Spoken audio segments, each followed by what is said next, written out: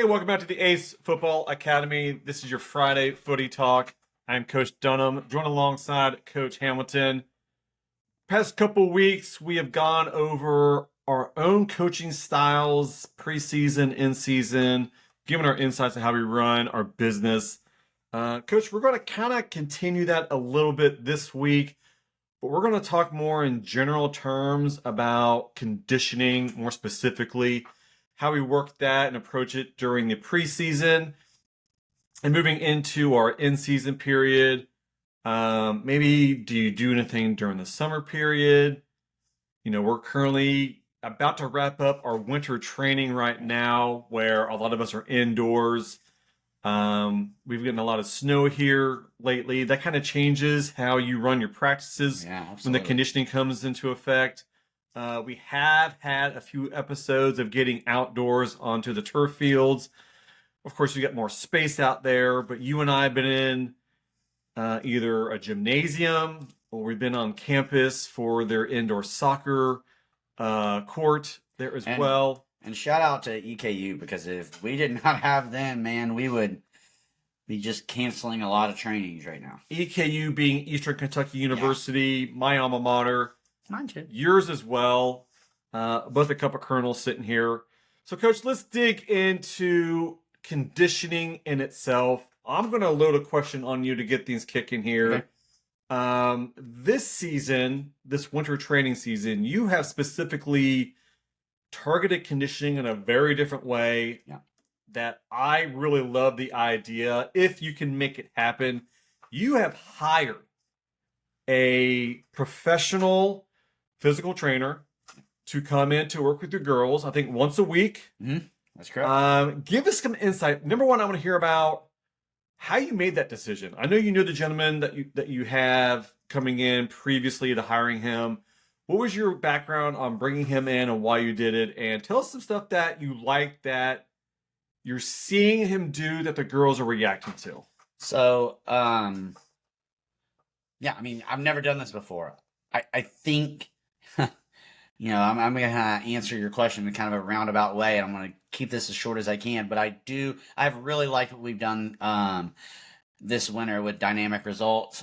Maybe we even need to reach out to Justin and have him on, let him talk about kind of his process and his plans with all of that. But I met Justin through our club, through Madison United, through our DOC, Matt Jackson. He was a part of our club-wide summer camp last summer. So we held a wildly successful camp during Dead Week for our select players. So it's perfect because they can't have anything to do with their high school, but they can work with their club. And we had 40 to 60 kids out every session. So it was wildly successful.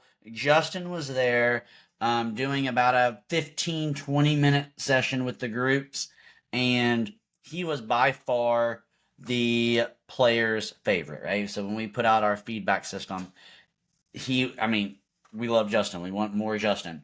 And Justin just does a lot of core strength and stability. He did some sprints, some hills, just things like that you don't normally do. You don't normally think about when you think about soccer, right? So I reached out to Justin after camp and was just like, hey, I'm interested in bringing you in to work with my teams specifically this winter. He's done that once a week. But ultimately, Coach, my thought process behind that was the team above me, the 2010 girls, and again, this is just unlucky on their part, but they're dealing with a lot of injuries right now. Mm-hmm. They got a girl with a broken or hurt wrist. They're dealing with 2 ACL tears. Honestly, they're dealing with 3 ACL tears, but one of the girls has moved away, so she wouldn't be playing with them anyway this spring, but has torn her ACL, right? So I want, hey, we want to get ahead of that. We want to be preventative, right? And there are ways to do that, believe it or not, especially in girls. Again, would love to have Erica Suter back on and talk to her, but especially in girls, you see these ACL knee injuries, non-contact injuries happen at a much higher rate than you see it in guys. So that was kind of my thought process, right? Bring him in. I get a 2 hour window, 1 hour with each team, and we overlap. He comes for the hour in the middle. So you know, you mentioned doing a lot of things winter training with your teams. My winter training has been cut. My personal winter training with my teams has been cut even shorter because I'm bringing dynamic results in. But they love it, coach. The girls absolutely love it. It is, all of them have told me it's the worst 30 minutes of their week. But when they're done, they're just like, I'm so glad I did that. And, they're maybe not seeing, of course, some of them are, and some of them have told me they feel stronger. And, some of them told me they can plank for longer than 8 seconds now. They can go the full 30 and they can, they feel themselves getting stronger, which, as we all know as soccer coaches, that's only going to help us on the pitch, right? To be just core strength, fundamentally stronger is just going to help you. Alongside of that, he's also given them access to an online 8-week program that I'm not keeping track of, but he does. And so when he shows up to our training on Tuesday nights, he's just kind of like, Chris, you didn't sign in this week on the app. So he sees them, he's keeping track of them. That's awesome. Individually. And he kind of lets me know, hey, Chris hasn't logged in the last 2 weeks, right? And so it's not mandatory for my girls, but again, it's just one of those things where, we preach all the time. And I mentioned last week, you can train when you're with me, but if you're not working at home, we're not going to progress the way that we want to progress. And so dynamic results has been really, really good for us. We'll see what it looks like once we get to the season. If we do see the benefits of having him versus when we start in a week down in Gatlinburg, are we going to be really far behind when we step on the field because we haven't done a lot of actual team soccering this winter? Yeah, and I love the idea. And when you told me about hiring Haman, I thought, that's genius. Yeah. Let's be honest here. You and I, we do our thing and we research what we do, but this is his life. Right.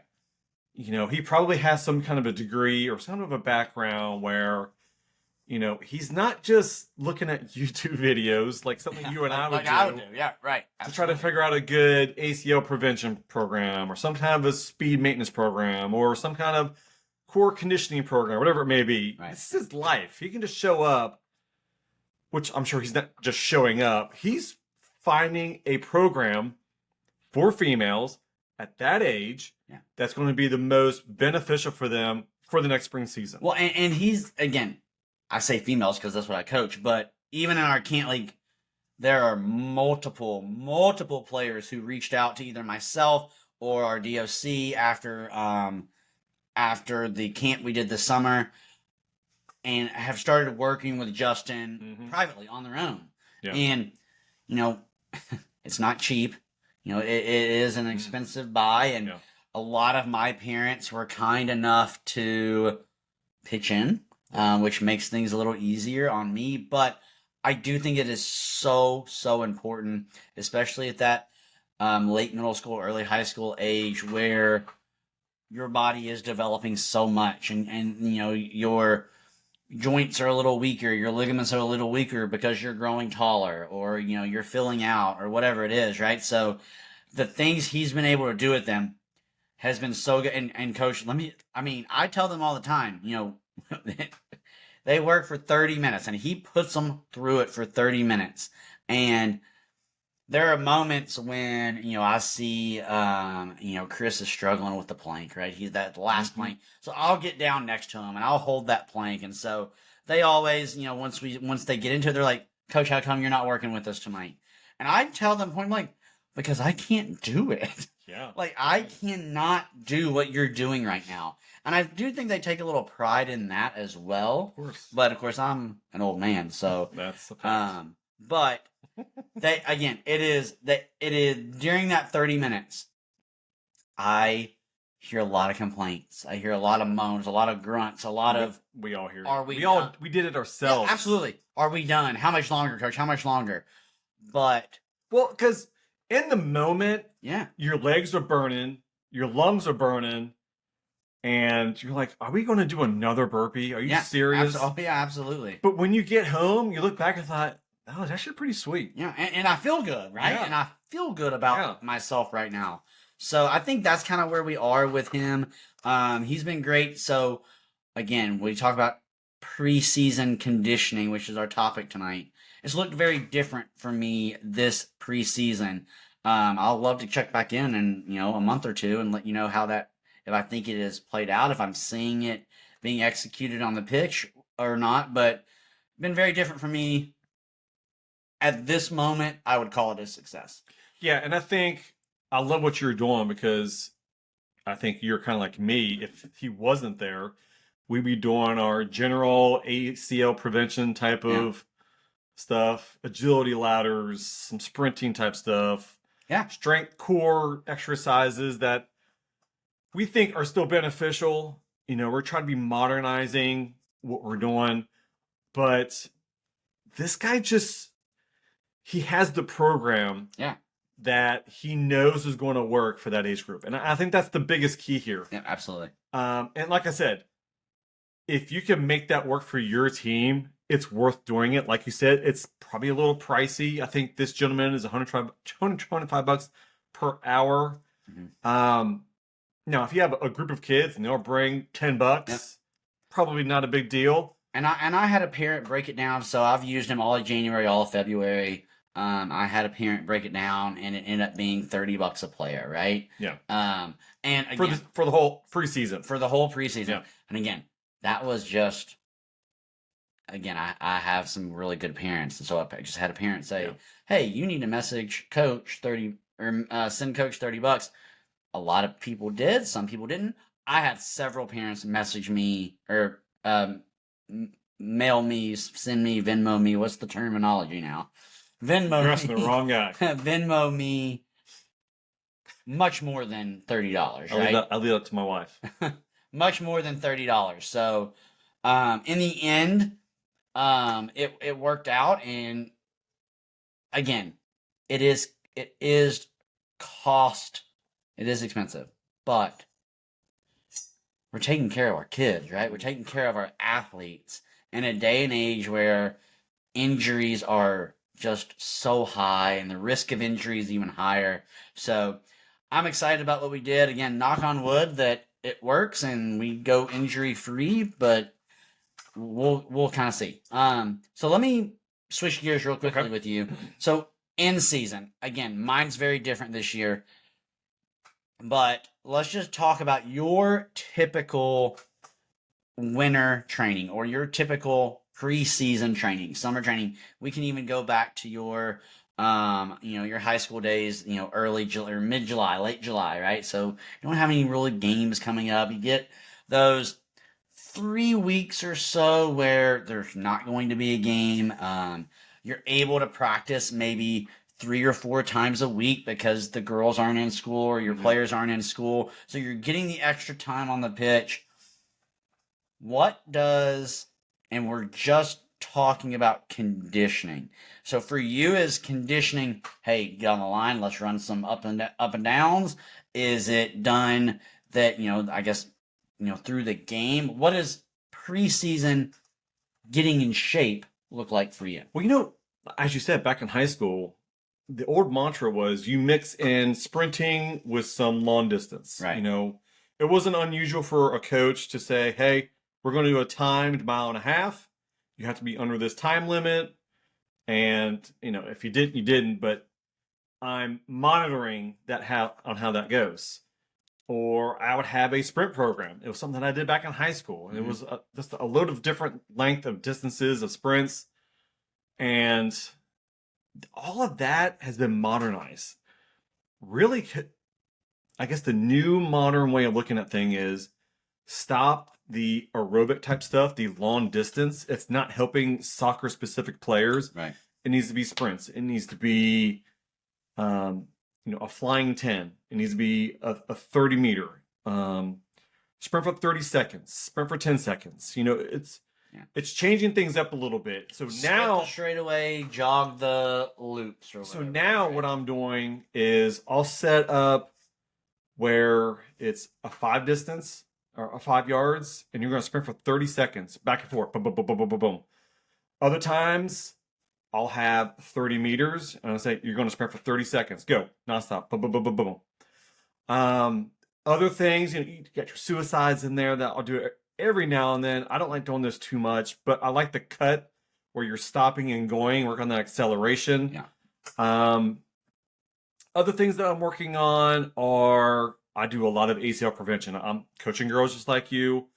Boys are no different. They need the ACL prevention just as much. So let's make sure that's not misunderstood here. Learning to land correctly is a big thing. When I do a single leg hop or a double leg hop, I'm watching knees being turned outside or inside, toes pointing inside or not outside. Any give and not, And I'll say, hey, when you land, I literally want you to drop your butt down. Yeah, what a great and then come back up. And so many of these girls, they're not landing with both feet at the same time. They're not bending their knees. They land and stiff-legged.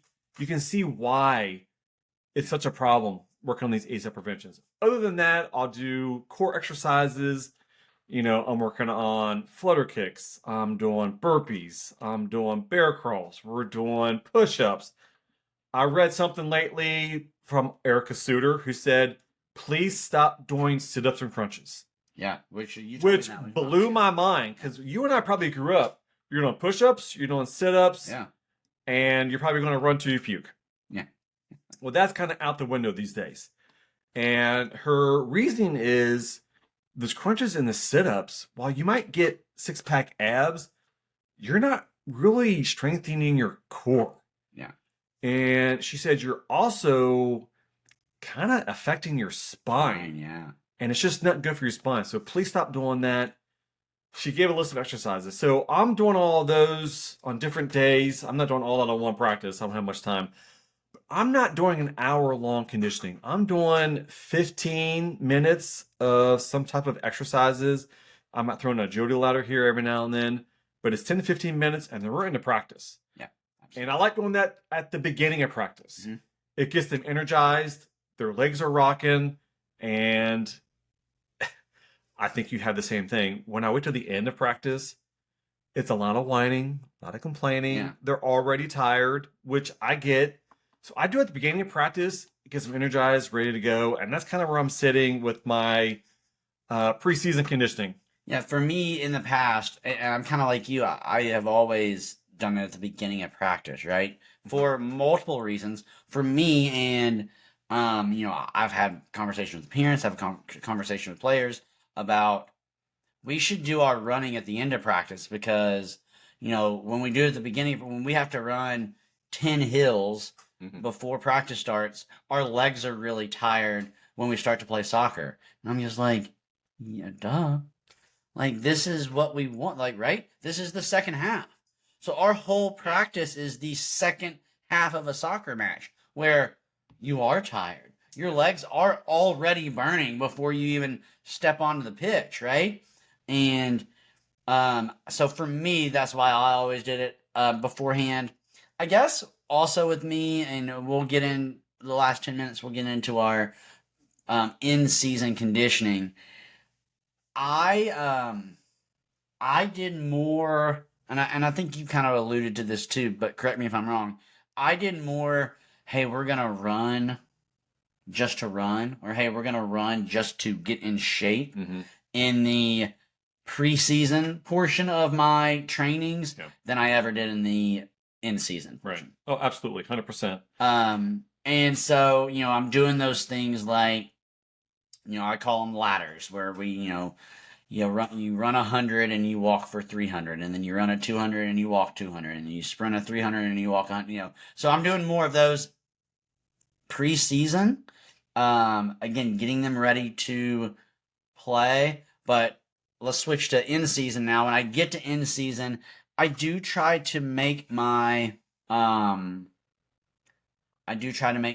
conditioning more game based. Whether we're doing 3v3 on a larger field and a bigger space, so I am forcing them to move a little bit, or whatever it is. But for me, when I switch to in season, the conditioning becomes more part of the game than anything else.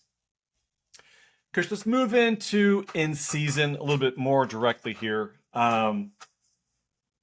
When you're in season, I'm going to assume you're not as intense on your Correct. conditioning there. What really changes for you in your in season? Are you completely changing the exercises that you do, or are you changing like the repetition, the intensity level? What does your in season look like as far as conditioning, ACL prevention, speed maintenance, and all that kind of stuff? Pretty much flips to all just in-game stuff, right? We're still going to stretch. We're still going to do the dynamic stretching, things like that, before and after we train. But I'm no longer, as I alluded to earlier, I'm no longer running just to run, right? We're not going to just go run hills just to run hills. My conditioning in season becomes a part of the game, a part of the match, right? And so, as I mentioned, we're going to play 3v3 on a larger field.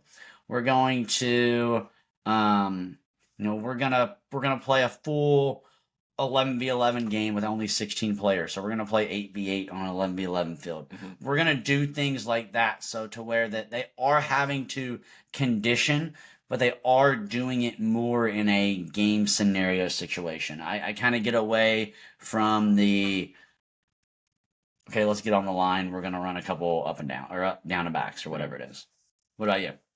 So I still like doing my stuff at the beginning of practice, but I'm probably only doing about 10 minutes. Right. I might do a speed maintenance one day. I'll still do my core exercises another day. I'll throw in an agility ladder a few times a season. I don't like to focus on that too much. But really, I just like energizing. I love doing it at the beginning of practice. Like I said, it's energizing them. They're getting their legs fired up. They're really getting their muscles burning. And now they're ready to go on my first rondo, training, exercise, whatever it may be. But again, maybe just 10 minutes. Once a week is probably all we're going to do. Other than that, the other practice, we're getting straight into our training exercises. I think what I want to throw back to you is, what do you focus more on in season? Are you doing more sprinting?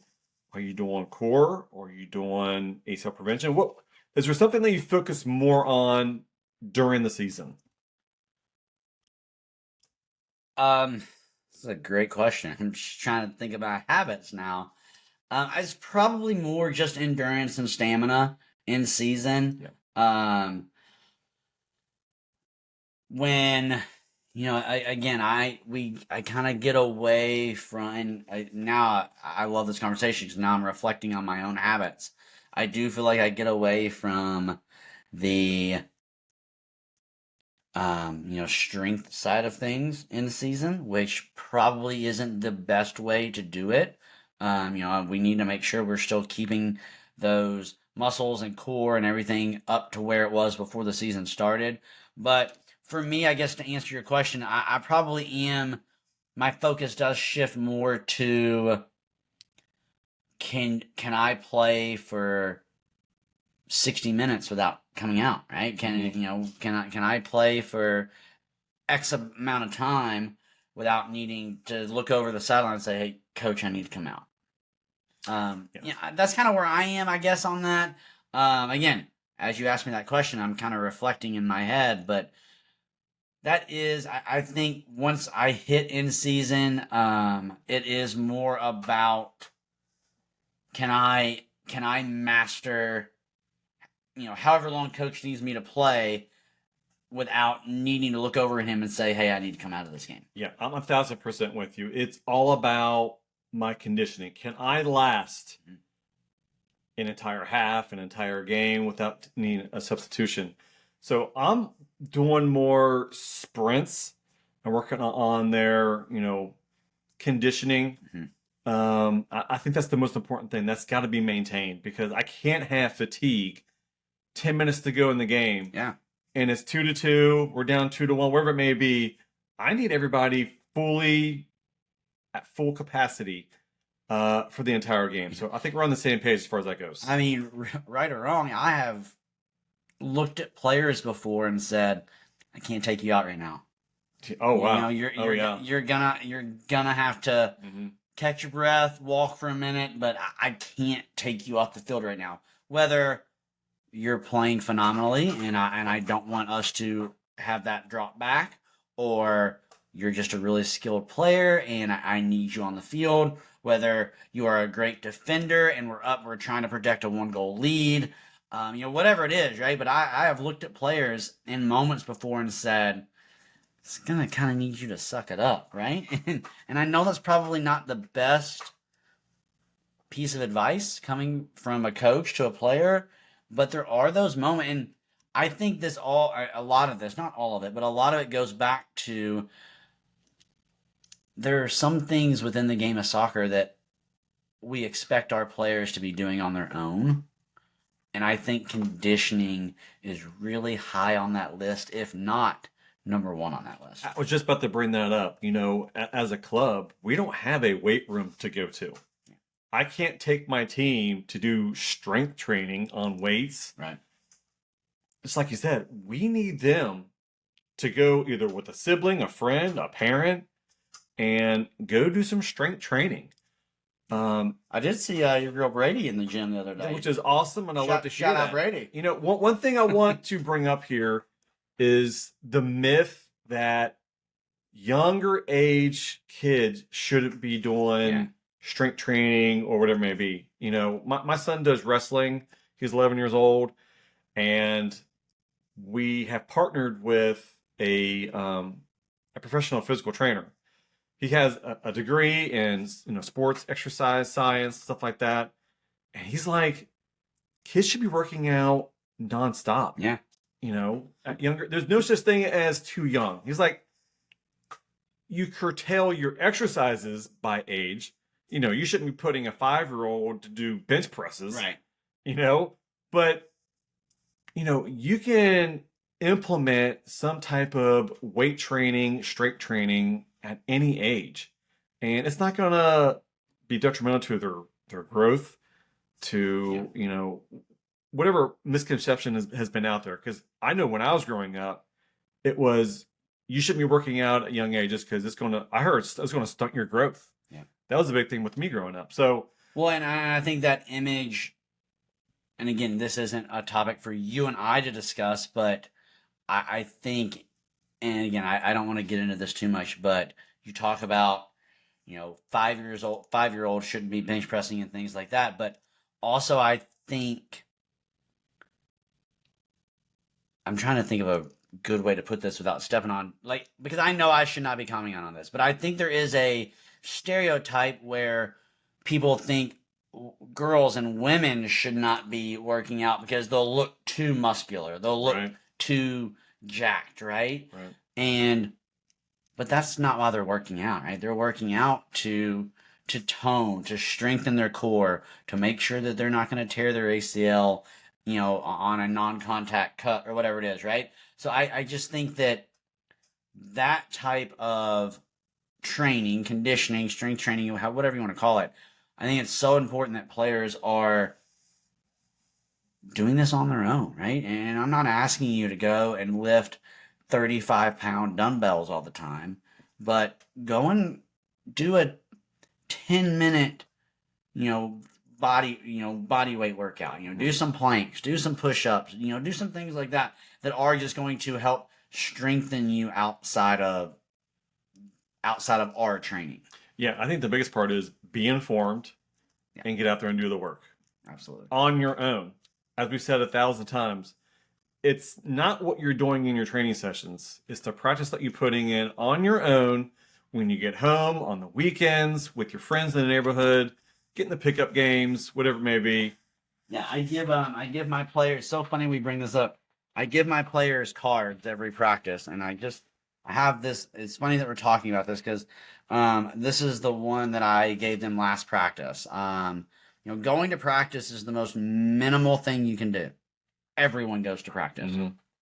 Champions are great because of what they do outside of practice, and I think that's whether it's first touch, whether it's our conversation tonight about strength and conditioning. It's what you do outside of practice that makes you the better player. We're going to end it on that note, Coach. This is the A.C.E Football Academy. I'm Coach Dunham. This is Coach Hamilton. Go kick some ace.